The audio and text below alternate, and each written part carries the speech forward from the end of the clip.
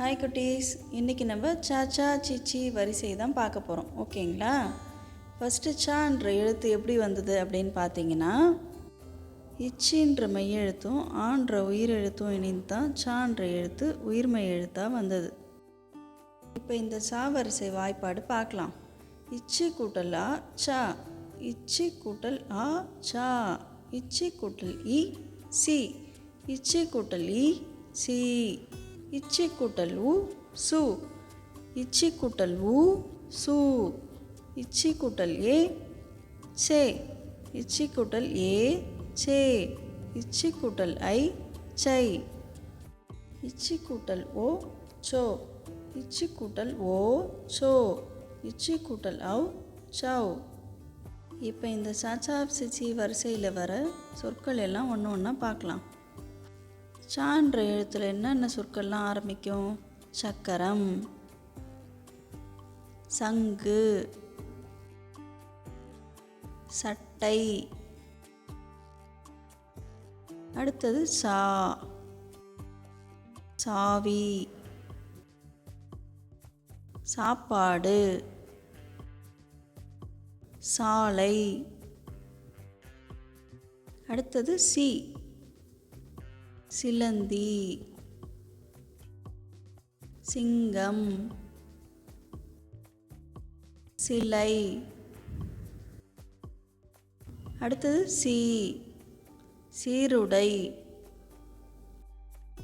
சீப்பு,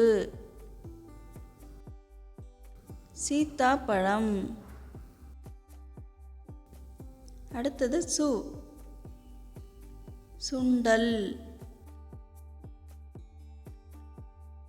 சுறாமீன், சுண்டைக்காய், அடுத்தது சு, சூரியன், சூடம், சூரியகாந்தி, அடுத்தது சேவரிசை, செந்தாமரை, செங்கல், செருப்பு, அடுத்தது சேவரிசை, சேவல், சேனைக்கிழங்கு, செய், செய்ன குழந்தை, அடுத்தது சை, சைக்கிள், சைகை மொழி,